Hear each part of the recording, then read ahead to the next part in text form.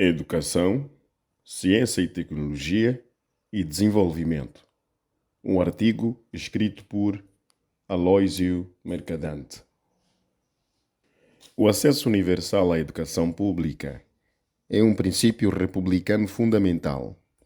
Trata-se de resgatar o jovem do âmbito exclusivo de formação da vida familiar, a esfera do privado, e incluí-lo em uma dimensão mais ampla da sociabilidade, na convivência com o diverso, com a alteridade, com o direito do outro, presente ou ausente, e com suas próprias obrigações na esfera pública. A escola deve buscar formar e não conformar, explorar as possibilidades de realização do ser humano e não estreitar sua visão. O ser que aprende é o ser que se transforma e que abre caminhos para a ação criativa no mundo. Essa capacidade transformadora pode ser maior em determinadas pessoas, mas não deve ser exclusiva de uma casta, de uma classe, de uma fração ou segmento. Uma nação que expande seus horizontes não o faz apenas a partir daqueles que revelam capacidades excepcionais em criar conhecimento científico ou de usar esse conhecimento para abrir fronteiras de geração de riquezas, como revela a visão schumpeteriana da mudança econômica. Uma nação se constrói a partir da contribuição de cada um de seus membros, do mais brilhante dos cientistas, do mais hábil dos empreendedores, do mais visionário dos políticos, a mais anônima das pessoas, porém consciente e beneficiária do projeto nacional. Um país que não investe na educação de seu povo não consegue libertar-se da inventividade alheia e tem sua civilização por ela moldada, de forma passiva e desfiguradora. A ciência é um bem universal, mas sua geração e apropriação devem se dar a partir das necessidades e peculiaridades de cada povo. O saber fazer, o saber usar, o saber observar dependem do equipamento cognitivo dos sujeitos do saber. O conhecimento de fronteira, seja científico ou tecnológico, pode ser útil em um ambiente impermeável ao novo. Nesse sentido, a educação para a mudança não é um imperativo apenas político para transformar a ordem social, principalmente quando é eivada pela injustiça, mas também é imperativo econômico. Não se trata de preparação para a absorção fascinada dos signos do consumismo fútil, mas da consciência de que a incorporação do novo modo de fazer aumenta a riqueza da sociedade, ampliando assim o potencial de distribuição de renda e riqueza. A educação não melhora a distribuição de renda porque amplia o mal denominado capital humano. O acúmulo de conhecimento técnico e de qualificação não se traduz necessariamente em aumento da renda do sujeito que acumula expertise empregado, como também não é inexorável que o acúmulo de capital implique sua adequada remuneração. Quando uma nação amplia seu nível educacional, eleva sua capacitação científica e tecnológica e seu potencial de ampliação da produtividade, seja por geração e ou rápida adoção de novas tecnologias. É a incorporação, ou não, da produtividade, dos salários diretos ou indiretos, gastos sociais, neste caso, que permite a maior ou menor distribuição da renda. E essa incorporação só ocorre através da mediação da disputa social e política. Os salários reais aumentam se os trabalhadores organizados em sindicatos conseguem negociações salariais favoráveis às suas categorias profissionais no limite mínimo dos ganhos de produtividade sectorial. Os gastos sociais aumentam se os interesses dos trabalhadores estão adequadamente representados nos orçamentos públicos, e isso só ocorre se eles elegem seus representantes em número adequado nos parlamentos federais ou locais. As forças do mercado podem elevar os salários de forma generalizada e breve apenas em momentos excepcionais, quando se está próximo do pleno emprego ou devido a episódios sectoriais curtos em que a demanda de força de trabalho é superior à sua oferta. No longo prazo, a dinâmica do capital é tal que a mudança tecnológica torna o trabalho vivo redundante, ampliando o desemprego e forçando a queda dos salários. Desta forma, as formas clássicas nas formações sociais capitalistas contemporâneas de lidar com essa dinâmica têm sido através da regulação do processo de distribuição de renda, seja diretamente através da relação capital e trabalho, que é importante, porém limitada por ser procíclica, ou pela apropriação da renda através do Estado, neste caso políticas sociais ou welfare state, que representa forma mais ampla por ser anticíclica. Aqui está a importância de um processo de desenvolvimento com eixo no social. Entretanto, a educação não é apenas essencial para assegurar oportunidades para todos os cidadãos e permitir melhor distribuição interna dos rendimentos, mas também para possibilitar maior equilíbrio de riqueza e poder entre as nações e ensejar melhor inserção dos países no cenário internacional. Nesse sentido, a educação é estratégica também do ponto de vista geopolítico. Com efeito, é fato notório e evidente que um dos grandes problemas mundiais, talvez o maior, refere-se à extrema e crescente concentração de renda e poder entre as nações.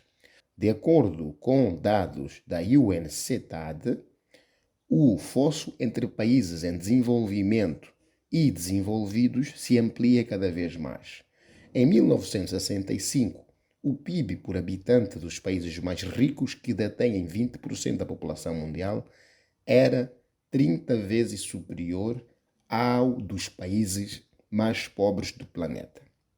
Já em 2000, apenas 35 anos depois, essa diferença mais do que dobrou, passando para 65 vezes. Ressalte-se que tal tendência vem se mantendo e se aprofundando neste início de milênio. Especificamente na América Latina, a renda média per capita, que representava 1/3 do rendimento médio do Norte em finais dos anos 70, caiu hoje para menos de 1/4. Obviamente, essa imensa e crescente concentração de riqueza em nível mundial está diretamente relacionada à concentração internacional do saber, especialmente do saber científico e tecnológico. No atual padrão de acumulação de capital, a capacidade de produzir conhecimento científico-tecnológico e, especialmente, de transformar esse conhecimento em técnicas e produtos inovadores e mais competitivos faz toda a diferença. Nesse campo, os países desenvolvidos detêm um férreo oligopólio. Só para se ter uma ideia, calcula-se que a produção científica do Brasil, país que tem óbvio destaque entre as nações em desenvolvimento, corresponde apenas a cerca de 2% da norte-americana. Se tomarmos como indicador o número de patentes depositadas no escritório norte-americano de patentes, parâmetro internacionalmente aceito para se medir o desenvolvimento científico e tecnológico de países, veremos que a participação do Brasil no total de depósitos feitos por nações estrangeiras tem se situado entre 0,04% e 0,05% nos últimos 10 anos. Tal participação é, pois, ínfima e revela a falta de uma estratégia consistente de desenvolvimento tecnológico. Em contraste, alguns países, como a Coreia do Sul, por exemplo, vêm expandindo fortemente as suas pesquisas básicas e aplicadas. Em 1980, a Coreia do Sul depositou apenas 8 patentes no USPTO, enquanto que o Brasil depositou 24. Já no ano 2000, o nosso país depositou 98, ao passo que a Coreia do Sul depositou 3.314, quase 34 vezes mais. Significativamente, aquele país e outros tigres asiáticos, como a China, se constituem num seleto grupo de nações que, graças à combinação de políticas econômicas que privilegiaram os fatores endógenos do crescimento e as empresas nacionais com investimentos substanciais em educação, ciência e tecnologia, conseguiram reduzir, ao mesmo tempo, a sua pobreza interna e a distância que os separavam dos países mais ricos. Há, portanto, correlação estreita e evidente nos planos interno e externo entre educação, ciência e tecnologia, por um lado, e desenvolvimento econômico com redução da pobreza e das desigualdades, por outro.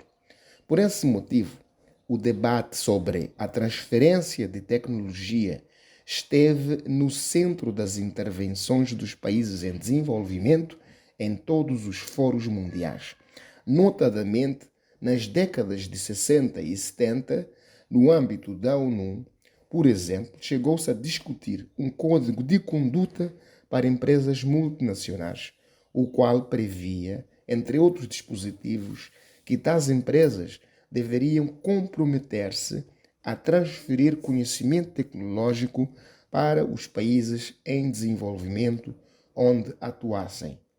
A ideia era conciliar o direito à propriedade intelectual com o direito ao desenvolvimento, de modo a reduzir o fosso entre países ricos e pobres.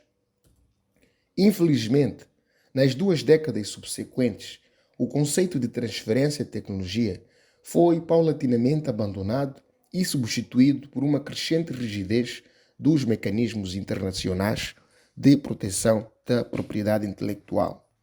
A assinatura, em 1994, do TRIPS, o Acordo sobre Propriedade Intelectual da OMC, praticamente sepultou quaisquer perspectivas de colaboração efetiva e substancial entre países desenvolvidos e em desenvolvimento no campo científico e tecnológico e consolidou o predomínio das grandes companhias multinacionais na introdução de técnicas e produtos inovadores no processo produtivo. Não se trata de afirmações bombásticas e vazias.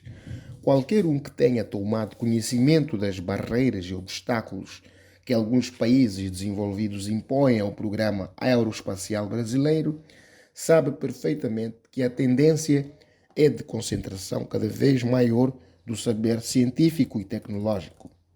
Assim sendo, o uso da educação, ciência e tecnologia como indutoras do desenvolvimento com eixo no social passa não apenas por políticas ativas internas, mas também por uma política externa que privilegie a união entre países em desenvolvimento de forma a melhor defender os seus interesses comuns vis-à-vis aos dos países desenvolvidos, modificando a correlação de forças no cenário internacional e que busque parcerias estratégicas diferenciadas de modo a diversificar a cooperação científica e tecnológica.